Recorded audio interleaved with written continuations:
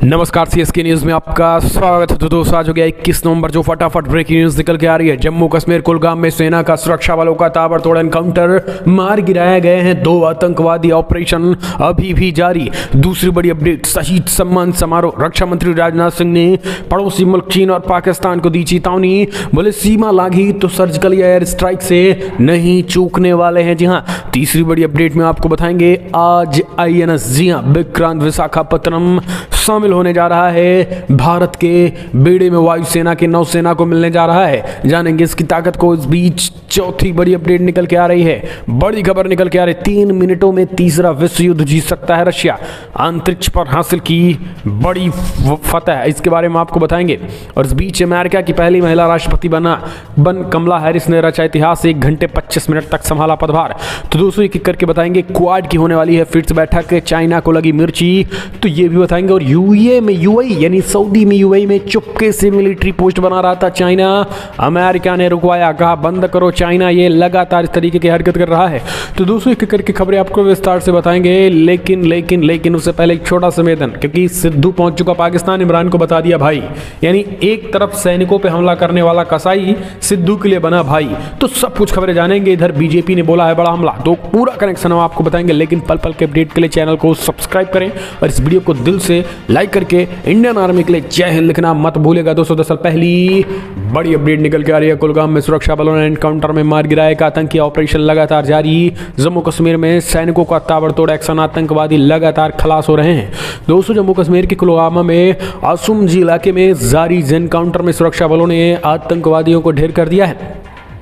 खुफिया जानकारी के आधार पर सुरक्षा बलों ने इलाके में ऑपरेशन शुरू कर दिया था। दोस्तों, आपको बता दें, ऑपरेशन के दौरान सुरक्षा बलों ने 2 आतंकी इलाकों में घेर लिया था, जिसके बाद आतंकियों ने सुरक्षा बलों पर फायरिंग शुरू कर दी थी। जवाबी कार्रवाई में सुरक्षा बलों ने एक आतंकी को मार गिराया था। वहीं आपको बता दें, मुठभेड़ जारी है। हाल ही में जम्मू कश्मीर के कुलगाम जिले में सुरक्षा बलों के साथ हुए 2 अलग अलग एनकाउंटर में द डिस्टेंट फोर्सेज फ्रंट के कमांडर आफाक सिकंदर समेत कई आतंकी ढेर हो गए थे। पुलिस के बयान के मुताबिक दक्षिणी कश्मीर जिले के पोम्बो में गोपालपुरा इलाके में ये एनकाउंटर हुए थे। पुलिस अधिकारी ने बताया है कि सुरक्षा बलों ने दक्षिणी कश्मीर में कुलगाम के गोपालापुरा इलाके में आतंकवादियों की मौजूदगी के बारे में विशेष सूचना के बाद सर्च ऑपरेशन शुरू किया गया था। वहीं दूसरी ओर जम्मू कश्मीर के उपराज्यपाल मनोज सिन्हा ने हैदरपोरा में हुई मुठभेड़ में आम नागरिकों की मौत के मामले की मजिस्ट्रेट जांच का आदेश दिया है, जिसके बाद जांच अधिकारी खुर्शीद अहमद शाह ने कार्रवाई शुरू कर दी और घटना के बारे में जनता से जानकारी मांगी है। शाह ने सार्वजनिक नोटिस जारी कर दिया और जिसमें उन लोगों से आग्रह किया गया है कि जो सोमवार की मुठभेड़ के संबंध में अपना बयान दर्ज करना चाहते हैं। तो ये एक बड़ी खबर निकल के आ रही, लगातार सैनिकों का एनकाउंटर जारी है। अगली अपडेट, शहीद सम्मान समारोह। रक्षा मंत्री राजनाथ सिंह के पड़ोसी मुल्क को चेतावनी, बोले सीमा लागी तो सर्जिकल स्ट्राइक या फिर एयर स्ट्राइक से इंडिया नहीं चूकने वाला और घुस कर मारेंगे, जो होगा देखा जाएगा। दोस्तों, रक्षा मंत्री राजनाथ सिंह ने एक बार फिर से चाइना को सीधी चेतावनी दे दी है। और चेतावनी देते हुए उन्होंने कहा है कि किसी भी कीमत पर पीछे नहीं हटेंगे हमारी इंडियन फोर्सेस। अगर 3-5 किए तो घुस कर मारेंगे, सर्जिकल स्ट्राइक करेंगे, एयर स्ट्राइक जो भी करना पड़ेगा वो करेंगे, इससे चूकेंगे नहीं। समारोह में राजनाथ सिंह ने उत्तराखंड में 4 धाम के दौरे पे थे और सैन्य बल यहाँ पे पहुंचे थे। राजनाथ सिंह ने स्पष्ट तरीके से पिथौरागढ़ पहुंचे थे और पिथौरागढ़ में करारा जवाब देते हुए पाकिस्तान को कहा है किसी भी कीमत पर चीन हो या Pakistan surgical strike, air strike तत्काल करेंगे। अगली अपडेट लेते हैं। तो दोस्तों, आज नौसेना की बढ़ेगी ताकत, शामिल होंगे INS विशाखापत्तनम समुद्री बेड़े में। दोस्तों, INS विशाखापत्तनम 21 नवंबर को भारतीय नौसेना में शामिल होगा। शनिवार को इसकी जानकारी INS के commanding officer captain Birendra Singh Bais ने दी है। दरअसल INS विशाखापत्तनम के शामिल होने से भारत की समुद्री ताकत काफ़ी बढ़ेगी। इसे आत्मनिर्भर भारत अभियान के तहत 75% स्वदेशी उपकरणों से बनाया गया है। कैप्टन वीरेंद्र सिंह ने कहा है कि फिलहाल कमीशनिंग के बाद हम इसका कुछ और परीक्षण जारी रखेंगे। उन्होंने कहा है कि हमने अपनी अनबोर्ड मशीनरी, विभिन्न सहायक हथियार प्रणालियों और सेंसर में सुधार किए हैं। आपको बता दें कि INS विशाखापत्तनम को भारत में बने सबसे शक्तिशाली युद्धपोतों में से एक माना जा रहा है।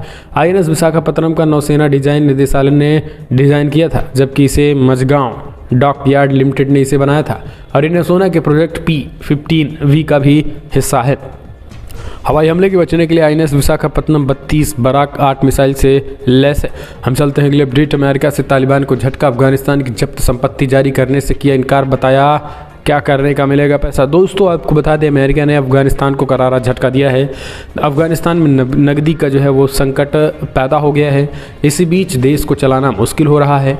अमेरिका ने तालिबान की उस मांग को खारिज कर दिया है जिसने उसने अफगानिस्तान की जब्त संपत्ति जारी करने की मांग की थी। तालिबान ने इसे लेकर अमेरिकी कांग्रेस को एक पत्र लिखा है। युद्धग्रस्त देश के लिए अमेरिका के विशेष प्रतिनिधि थॉमस वेस्ट ने इस मसले पर कई ट्वीट किए।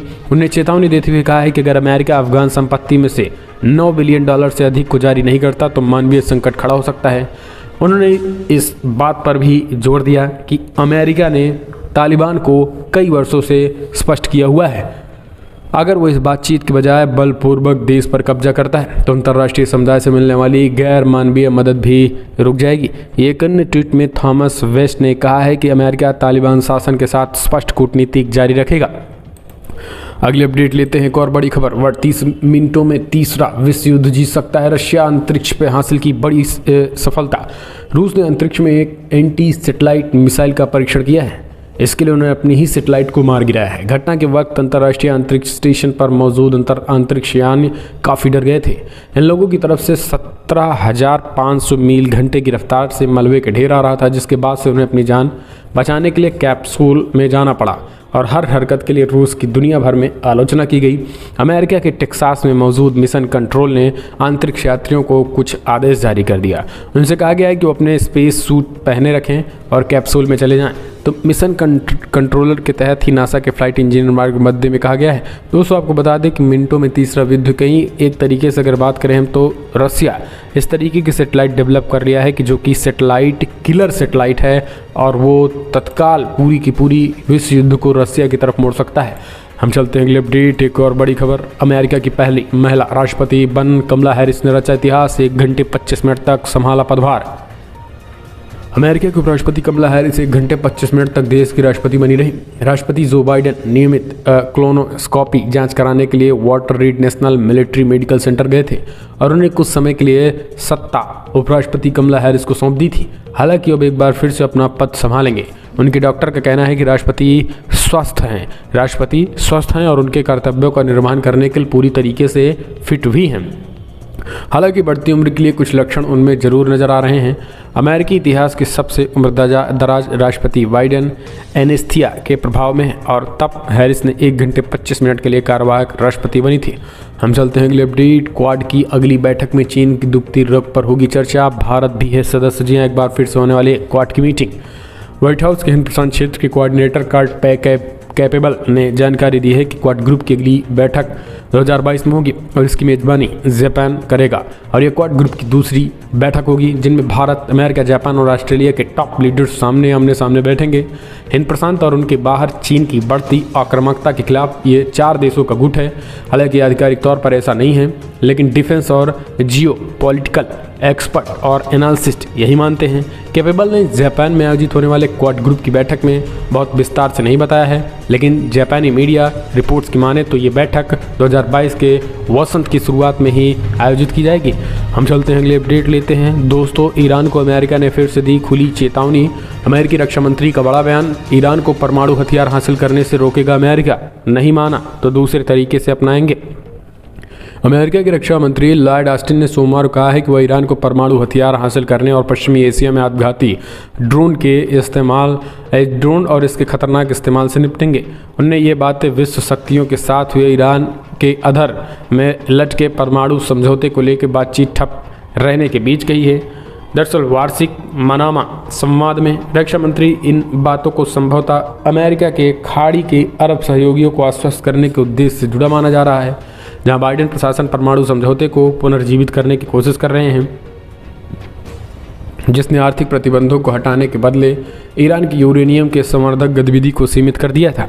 हम चलते हैं एक और अपडेट। तो दोस्तों बड़ी खबर निकल के आ रही है, जहां पे यूएई में चुपके से मिलिट्री पोस्ट बना रहा था चाइना, अमेरिका ने रुकवा दिया काम। अमेरिकी खुफिया एजेंसियों को पता चला है कि संयुक्त अरब अमीरात यूएई में एक पोर्ट पर चीन चुपके से एक मिलिट्री सुविधा तैयार करने में जुटा हुआ था। चूंकि यूएई मौजूदा वक्त में मिडिल ईस्ट में अमेरिका का सबसे करीबी सहयोगी है, ऐसे में जो बाइडेन प्रशासन ने यूएई सरकार को चेतावनी दी है कि यूएई में चीन की उपस्थिति दोनों देशों के संबंधों को खतरे में डाल सकती है। वॉल स्ट्रीट जर्नल की रिपोर्ट बताती है कि अमेरिकी अधिकारियों द्वारा कई दौरे की बैठकों और यात्राओं के बाद निर्माण काम को रोक दिया गया है। रिपोर्ट्स के मुताबिक अमेरिकी चेतावनियों का संबंध अबू धाबी की अमीराती राजधानी के पास एक बंदरगाह के साइट से है। अधिकारियों की माने तो यूएई सरकार को पोर्ट पर चीनी सैन्य गतिविधियों के बारे में जानकारी नहीं थी। हाल ही के सालों में मिडिल ईस्ट में अमेरिका और चाइना के बीच प्रतिस्पर्धा बढ़ती जा रही है। अमेरिकी दशकों तक इस क्षेत्र में केंद्रीय भूमिका निभा चुके हैं। इस बीच इसराइल का गठन, सऊदी से संबंध, क्षेत्र में सैनिक जमा किए गए और हाल ही में अब्राहम समझौता। हम चलते हैं और अपडेट ले लेते हैं। दोस्तों पाकिस्तान के लोगों को फिर से चाइना को दिया पाकिस्तान ने तोहफा। टिकटॉक का इस्तेमाल हमेशा के लिए एक बार फिर हटा प्रतिबंध। पाकिस्तान की मीडिया निर्यातक प्राधिकरण ने शुक्रवार को टिकटॉक से प्रतिबंध फिर से हटा लिया है। इस बार उसने 4 महीने के बाद ये प्रतिबंध हटाया है। वीडियो शेयर करने वाली चीन की लोकप्रिय सर्विस ने आश्वासन दिए हैं कि वो अश्लील सामग्री के प्रसारित होने पर नियंत्रण लाएगी, जिसके बाद ये प्रतिबंध हटाया गया है। पिछले 15 महीनों में चौथी बार ये हुआ है जब पाकिस्तान दूरसंचार प्राधिकरण ने टिकटॉक पर प्रतिबंध लगाया और फिर हटाया। पाकिस्तान ने किशोरों और युवाओं के बीच लोकप्रिय टिकटॉक पर सबसे पहले अक्टूबर 2020 में प्रतिबंध लगाया था। उसने कहा था कि उसे ऐप पर सामग्री कथित तौर पे अनैतिक, अश्लील और अशिष्ट पाए जाने को लेकर कई शिकायतें मिली थी। तो पाकिस्तान जो है वो चाइना को इसे बार बार टिकटॉक बैन करता रहता है, खोलता रहता है। ये पाकिस्तान की भी बात हो गई। अब हम चलते हैं बड़ी खबर जिस पर विवाद कल मचा। नवजोत सिंह सिद्धू ने पाकिस्तान जाकर इमरान खान को बता दिया बड़ा भाई। सीमा पर मार रहा है पाकिस्तान हमारे सैनिकों को और सिद्धू बता रहा भाई। बीजेपी ने बोला बड़ा हमला। दोस्तों पंजाब कांग्रेस के अध्यक्ष नवजोत सिंह सिद्धू हमेशा सुर्खियों में रहते हैं। पाकिस्तान के करतारपुर साहिब में मत्था टेकने से पहले उन्होंने वहां के प्रधानमंत्री इमरान खान को बड़े भाई कहा। कांग्रेस नेता द्वारा इमरान खान की तारीफ पर बीजेपी में नाराजगी जताई गई। बता दें कि सिद्धू लगातार करतारपुर कॉरिडोर को लेकर इमरान खान की तारीफ करते रहे हैं। करतारपुर गलियारा पाकिस्तान में गुरुद्वारा दरबार साहिब को गुरदासपुर जिले में डेरा बाबा नामक से जोड़ता है। गुरु नानक देव की जयंती के मौके पर करतारपुर गलियारा इसी हफ्ते खोला गया। कोरोना के चलते करतारपुर साहिब गुरुद्वारे तक तीर्थ स्थल मार्च 2020 में लंबित कर दिए गए थे। बीजेपी के प्रवक्ता अमित मालवीय ने ट्विटर हैंडल पे सिद्धू के खिलाफ हमला करते हुए लिखा है कि राहुल गांधी के चहेते नवजोत सिंह सिद्धू पाकिस्तान के प्रधानमंत्री इमरान खान को अपना बड़ा भाई कहते हैं। तो इस तरीके से ट्विटर के जरिए उन्होंने शेयर किया है। तो अब भारतीय जनता पार्टी हमलावर हुई, बड़ा हमला बोला है। बीजेपी लगातार जो है हमलावर हुई। इससे पहले प्रदेश के मुख्यमंत्री चरणजीत चन्नी ने कैबिनेट सदस्यों के साथ गुरुद्वारे में मत्था टेका था। लेकिन जिस तरीके से पाकिस्तान पहुंचकर नवजोत सिंह सिद्धू ने इमरान खान के जिस तरीके से उनके तारीफ में कसी। अगली अपडेट, पूर्वोत्तर राज्यों में विद्रोही गुट पर फिर उठा रहे सिर, सेना बना रही है नया खास प्लान। दोस्तों मणिपुर में उग्रवादी हमले के बाद सरकार पूर्वोत्तर के राज्यों में सैनिकों की तैनाती पर बड़ा फैसला लिया है। इन राज्यों में कई विद्रोही गुटों ने सरकार के साथ अब तक सीज फायर समझौता नहीं किया। रक्षा मंत्रालय के सूत्रों का कहना है कि पिछले कुछ सालों से पूर्वोत्तर के राज्यों में हिंसा के संबंधित घटनाओं में कमी आई है, लेकिन राज्यों में फिलहाल सैनिकों की वापसी का विकल्प नहीं हो रहा है। मणिपुर में उग्रवादी हमले के बाद पूर्वोत्तर के राज्यों में सुरक्षा बलों की चुनौतियों को लेकर भारतीय सेना पुनर्विचार कर रही है। इस बीच न्यूज 18 को मिली जानकारी के अनुसार इन राज्यों में सैनिकों की संख्या कम करने या उग्रवादी हमलों के बाद संख्या बढ़ाने के मुद्दे पर फैसला लिया जा सकता है। दरअसल असम, मणिपुर, अरुणाचल प्रदेश, नागालैंड में कुछ उग्रवादी संगठनों ने अब तक सरकार के साथ सीज फायर समझौता नहीं किया है। इन संगठनों में असम में उल्फा 1, दक्षिण अरुणाचल प्रदेश में, नागालैंड में NSCN और इम्फाल घाटी में स्थित उग्रवादी संगठन people's liberation army, people's liberationary party of, कई ऐसे संगठन हैं जो सरेंडर होने वाले हैं और ये सेना के लिए बड़ी बात होगी। हम चलते हैं अगले अपडेट, भूख, ठंड और खाली जेब, वियतनाम के लोगों के साथ जानवरों जैसा बर्ताव चाइना कर रहा है। जी हाँ दोस्तों, चीन की कंपनी पर आरोप लगा है कि वो अपने यहाँ काम करने वाले लोगों के साथ अमानवीय बर्ताव कर रहा है। सर्बिया में मौजूद चीनी फैक्ट्री में काम करने वाले लोगों का कहना है कि इन्हें ऐसे स्थान पर रखा गया जहाँ ठंड से बचने के लिए कोई व्याख्या नहीं है। इन्हें ना तो खाना मिलता है और ना ही पैसा। कंपनी के मालिक ने इन लोगों से इनके पासपोर्ट तक छीन लिए गए हैं ताकि ये वापस अपने देश ना जा सकें, इसलिए ये सर्बिया में फंसे हुए हैं। इन्हें स्थानीय अधिकारियों से किसी तरीके की मदद नहीं मिल रही है। ये वियतनाम के वो कर्मचारी हैं जिन्होंने यूरोप में पहली बार चीन कार टायर फैक्ट्री को खड़ा करने में खून पसीना एक किया। समाचार एजेंसी AP उत्तरी सर्बिया में मौजूद इसी स्थान पर गई जहां से उसने 500 वियतनामी लोगों को बेहद बुरी स्थिति में पाया गया है। तो दोस्तों हालत जो है वो ख़राब किए हुए हैं चाइना ने वियतनाम के लोगों पर। फिलहाल अगर एक और बड़ी खबर की बात करें तो दोस्तों आपको बता दें, खास करके अमेरिकी सांसदों ने पुतिन को लेकर पेश किया विवादास्पद कानून। जी हाँ, रशिया ने दी चेतावनी, संबंध पूरी तरीके से खत्म कर देंगे। दोस्तों दो अमेरिकी सांसदों ने कांग्रेस में विवादित प्रस्ताव पेश किया। कांग्रेस यानी अमेरिकी संसद सांसदों ने अपने प्रस्ताव में कहा है कि यदि 2024 के बाद व्लादिमीर पुतिन रूस के राष्ट्रपति बनते हैं तो अमेरिका रूस की मान्यता खत्म कर देगा। आपको बता दें कि राष्ट्रपति के रूप में पुतिन का कार्यकाल 24 में समाप्त होने वाला है और वो अपने राष्ट्रपति पद के दौरान किए गए संवैधानिक संशोधनों के तहत 2 और कार्यकाल तक रूसी सरकार के प्रमुख बने रहेंगे। कैमिल ने शुक्रवार को अमेरिकी सांसदों द्वारा लाए गए प्रस्ताव को बेतुका बताया और इसे रूसी मामलों में अमेरिकी हस्तक्षेप के रूप में वर्णित किया। कैमलिन के प्रवक्ता दिमित्री पेस्कोव ने संयुक्त राज्य अमेरिका आधिकारिक तौर पर अन्य देशों के आंतरिक मामलों में हस्तक्षेप करता है। पेस्कोव ने कहा है कि अगर ये रूसियों पर निर्भर है कि वो अपना राष्ट्रपति किसे चुनते हैं, अगर अमेरिका में इस तरीके की घटनाएं हुई तो फिर अमेरिका और रशिया के संबंध जो है हमेशा के लिए टूट जाएंगे। तो दोस्तों अब आखिरकार इमरान का मंत्री फवाद चौधरी इस बात को स्वीकार किया कि पाकिस्तान को भारत या अमेरिका नहीं बल्कि खुद से और कट्टरपंथियों से है ज़्यादा खतरा। जी हाँ, पाकिस्तान का कहना है कि वो इस समय भारत, अमेरिका या फिर किसी और देश से खतरे का सामना नहीं कर रहा।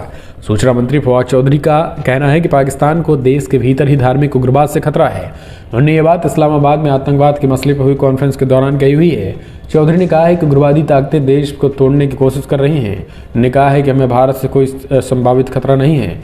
हमारे पास दुनिया की 6ठी सबसे बड़ी सेना है, हम एक परमाणु शक्ति हैं और भारत हमारा मुकाबला नहीं कर सकता है, ये उनका कहना है।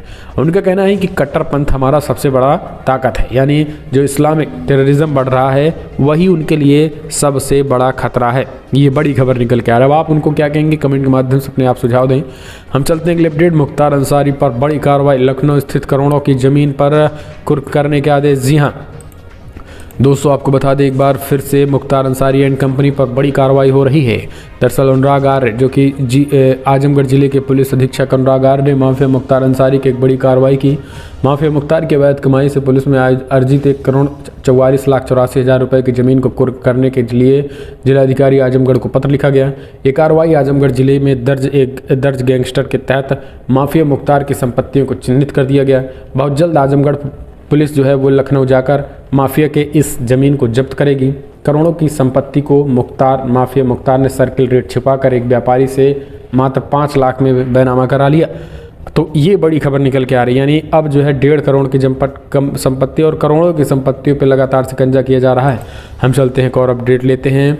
तो दोस्तों मोहन भागवत का बड़ा ऐलान, बोले धर्म परिवर्तन हमारा मकसद नहीं, हमारा काम भारत को विश्व गुरु बनाना है। जी हाँ दोस्तों, राष्ट्रीय स्वयंसेवक संघ RSS के प्रमुख मोहन भागवत ने कहा है कि विश्व गुरु भारत के निर्माण के लिए हम सभी को मिलकर एक साथ चलना होगा।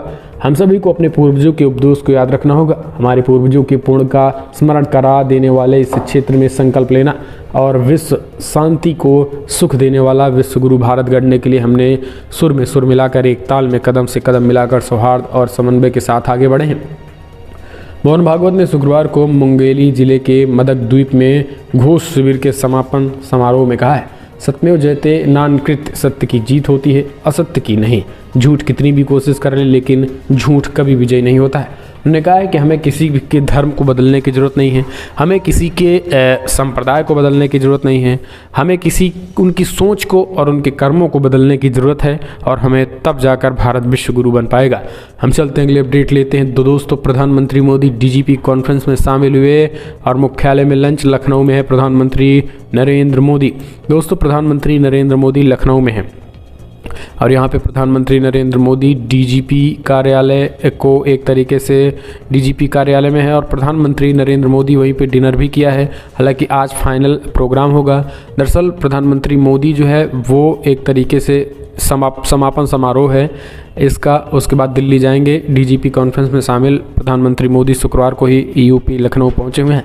हम चलते हैं एक और अपडेट। प्रयागराज में सीबीआई ने महेंद्र नरेंद्र गिरी मौत के मामले में आरोपी आनंद गिरी और अन्य के खिलाफ दाखिल की चार्जशीट। दोस्तों, केंद्रीय जांच ब्यूरो सीबीआई ने महेंद्र नरेंद्र गिरी मौत के मामले में शनिवार को आरोपी आनंद गिरी और अन्य के खिलाफ चार्जशीट दाखिल की। महेंद्र नरेंद्र गिरी 20 सितंबर को प्रयागराज में अपने आश्रम में मृत पाए गए थे। महेंद्र नरेंद्र गिरी मौत के मामले में जांच की जुटी सीबीआई की टीम ने शुक्रवार को आनंद गिरी का वॉइस सैंपल लिया। जेल में पहुंचकर सीबीआई की टीम ने विशेषज्ञों की मदद से उनकी आवाज़ की रिकॉर्डिंग की, जिसे अब जांच के लिए फॉरेंसिक लैब भेज दिया गया है। 2 अन्य आरोपी अद्य प्रसाद तिवारी व संदीप का वॉइस सैंपल भी जल्द दिया जाएगा। हम चलते हैं एक और अपडेट लेते हैं। तो दोस्तों, संयुक्त किसान मोर्चा, जी हाँ, किसानों को लेकर प्रधानमंत्री मोदी ने बड़ा ऐलान किया और 3 कृषि कानूनों को वापस लेने की मांग की बात कह दी। लेकिन उसके बावजूद भी अभी किसान संगठन जो है वो रैली कर रहे हैं। लखनऊ रैली से लेकर संसद तक ट्रैक्टर मार्च निकालने की बात जो कर रहे हैं।